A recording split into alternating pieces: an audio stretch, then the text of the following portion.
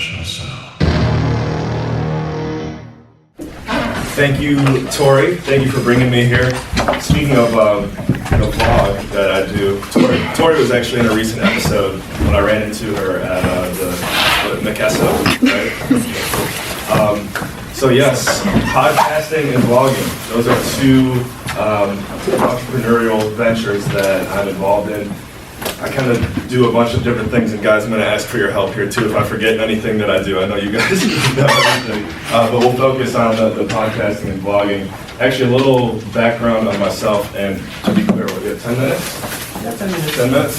All right, cool. So, born and raised in Cleveland, Ohio, went to undergrad in Western Pennsylvania at a school called Westminster College.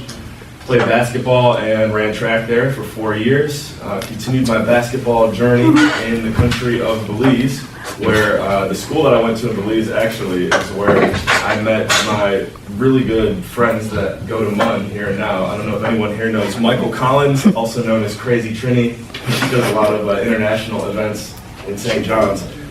Michael and his brother moved up here, like I said, to go to MUN, and I started visiting St. John's in 2015. Always had a good time. Fast forward a few years too, I should say. I lived in Washington, D.C. for a while when I first started my career after finishing school in Belize. I got my master's there in business administration. Kind of thought about going back to Cleveland, but I was like, how am I going to go back to Cleveland after I was just in Belize for 2 years? Like, it was just too whack, you know? So, went to Washington, D.C., worked for Sherwin-Williams, the paint company. Managed stores for them for 2 years. There's a Sherwin-Williams right over here on Chenmouth. But then started to realize that there was a bit of a ceiling there in regards to growth. And I knew that, and I just say this more of a figurative way, but like, I want to be a billionaire one day. And working at Sherwin-Williams just wasn't going to cut it, but something else would. And I was like, all right, it's either going to be technology or real estate. I chose real estate. And then from late 2016 up until now, I've been in real estate. I started with residential. Now my primary focus is commercial, and what I do in commercial real estate is manage media marketing, investor relations, and strategic positioning for 2 different companies, one based out of Chicago, the other one is based out of Los Angeles. And that is really my main focus, my main source of income, but from that, I should say, and from that, is where I find the time to also vlog and podcast and do events downtown here in St. John's. If you guys haven't heard of them before, I know this one has. You, Ali, you've been to my events. Yes, you. Saucy Saturdays, Spicy Sundays. You guys know Spicy Sunday. And Marshall Mondays tonight. If anyone wants to go to Christian's Club tonight, I'll be there.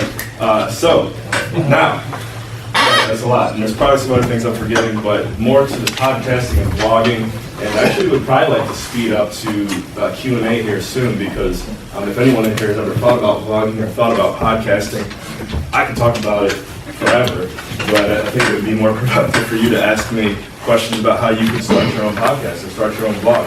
I'll say, been vlogging and doing video for longer. Podcasting is within the past 2 years. My show, Dream Chasers. We interview individuals with supernatural amounts of potential based on early success in their careers. Thank you for tuning in. Now let's get straight to the interview. Hey guys, I'm here with Professor Newman. That's how the intro would sound, right? So, yeah, episode 85, I believe, is coming out this week. And we have an episode every Monday and every Thursday. So I'll get you the information on how to subscribe to that and check it out. But you guys are all entrepreneurs here, and I would say I read it not too long ago, the podcast industry is going to be valued at more than $1 billion by 2021. And so even though there's a joke, kind of like a joke right now, it's like, if you check out my podcast, like everyone's saying that now, it's actually still not too late to get started on your own podcast or even vlog. Video and that industry are both just going to continue to snowball. So it's a good time to get started. Let's open up the floor if that's okay, and ask any questions you like, but let's try and focus on the vlogging and podcasting first. You, sir. What is it you like vlog? So the name of the vlog, thank you for what's your name? Luke. Louis? Luke. The name of my vlog is called Untitled. And I named it Untitled because I was like, man, I love doing this, but I would hate for it to have to be focused just on like one aspect of life. So Untitled is this is going to be on Untitled. Luke, you're going on YouTube, Instagram and all that. But yeah, so I'll have videos like this. I'll do stupid, fun music videos with my friends, with the Vi's back home in Ohio. I should be able to think of more styles of videos that I'll do a lot of walk and talk videos. That's the one that I did where I met Tori at the Castle. I'm just walking down the street talking. Just like your daily life thing? Yeah, just to look into the daily life. Yeah. Yes. So you mentioned like the joke about like everyone's being like, check out my podcast and everything. How did you go about trying to differentiate your vlogs and podcasts? What was your name? Andrew. Andrew, how I approach differentiating mine, that's a good question because there are a lot of shows out there that it is kind of starting to make it feel watered down, like we said. And I can't say exactly, like specifically what it is that I believe I'm doing that's making it different, except for, one thing, the episodes are normally about 20 minutes long, no more than 30. And, that's just because we all have pretty short attention spans nowadays. And you can listen to that in probably, less than 20 minutes if you listen on 1.5 speed to your podcast. Yeah, you know what I'm talking about. But one thing that I did probably around episode 30 that I think really made the show even better was I used to stick to like a set list of questions that I would always ask the guest. And sometimes that would like force the interview to go a way that it could have been better if you just kind of let it free flow. And so I still have that set list of questions when I'm speaking to someone or interviewing, but what I found works much, much better is to just have a conversation, just talk, and be proactive in your listening and you're asking those questions as you're listening to the guest speak. But figuring out a way to make it conversational instead of sticking to the format that was there previously, I think that's what helped the show perform well.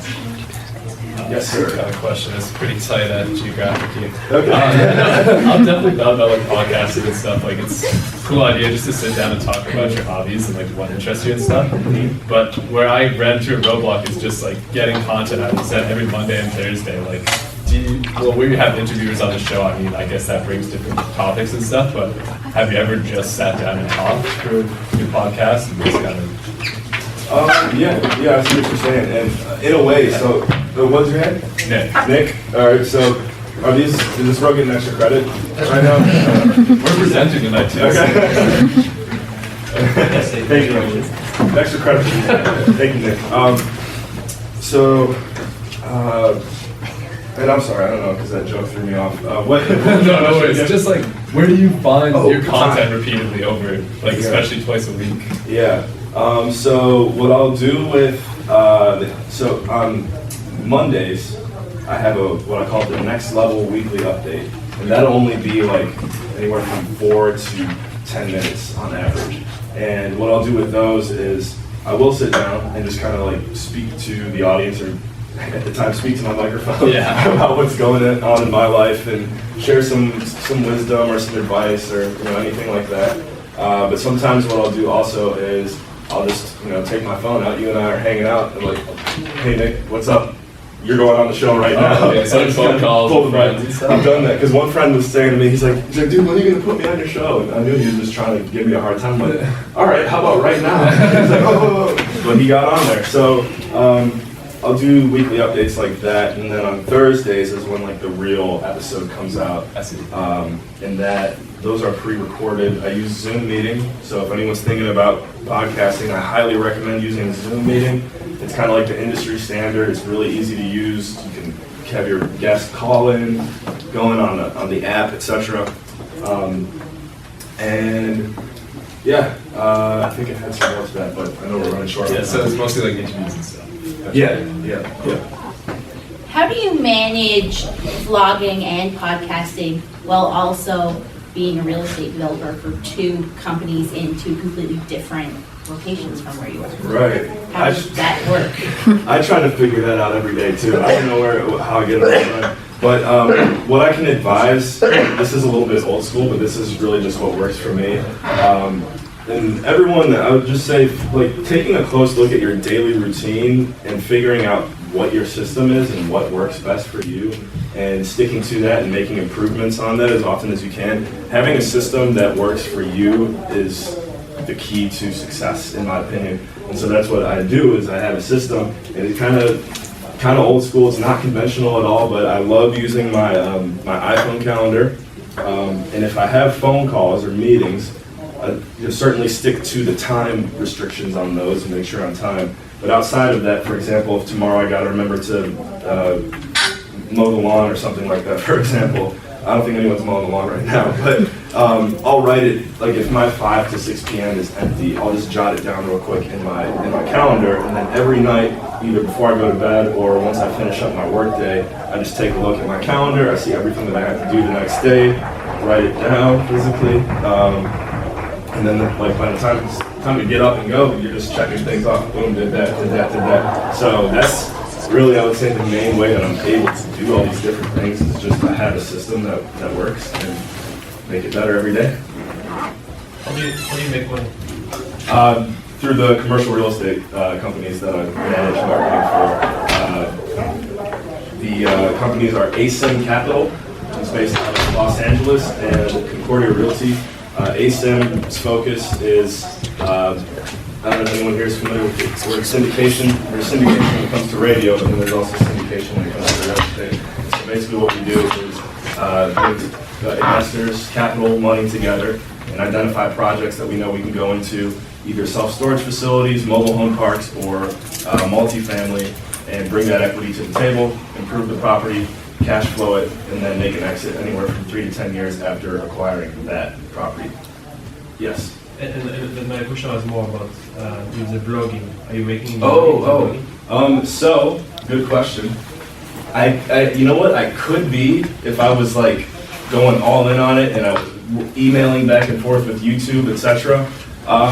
I am not actually making money on vlogging or podcasting right now. I have an email list of over 1,000, 1,500 contacts, so I've actually been talking to some marketing professionals right now to figure out how we can monetize that list. And you know, like I said, the vlog I've been doing for 2 years, or the podcast I've been doing for 2 years. The vlog I've been doing video for a little bit longer, but haven't like got it focused and started calling it Untitled until right around the same time as the podcast started.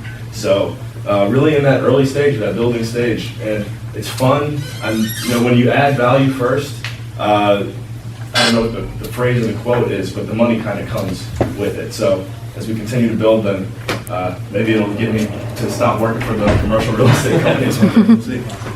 Yes? How would you make money on your blog? As I mentioned right there, I think YouTube is normally the best way to go, working with their team.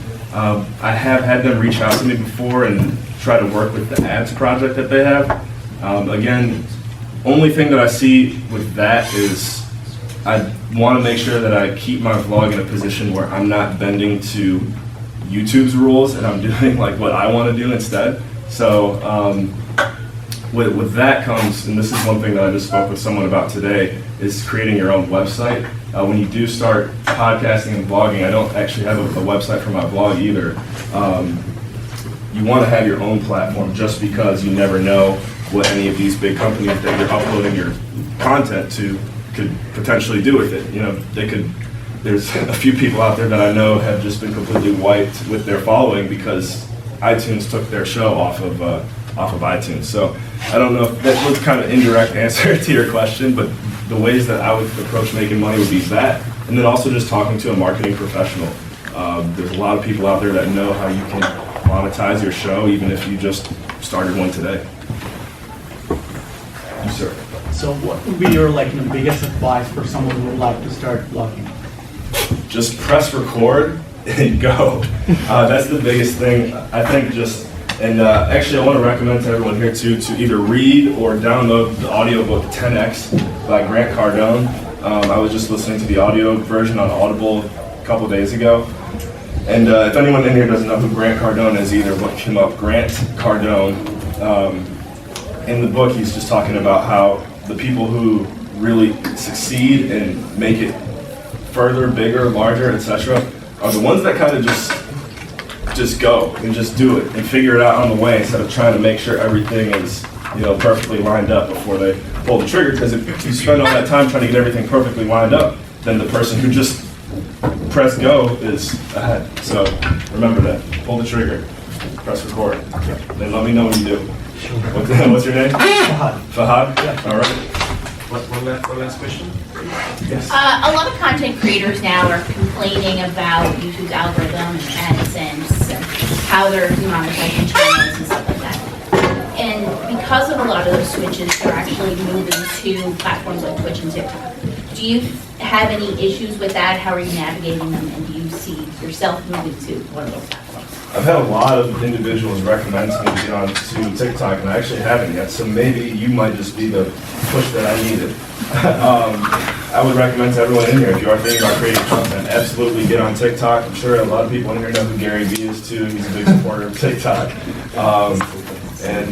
Yeah, but I guess were you saying that I'm concerned about it at all? I'm not too concerned about, you know, these companies again pushing you in a certain direction just because, like I said, right now they're not paying me anything, so it's not like I feel entitled to do anything to get viewership up from that regard. But yeah, just keep your ear to the wire, keep listening.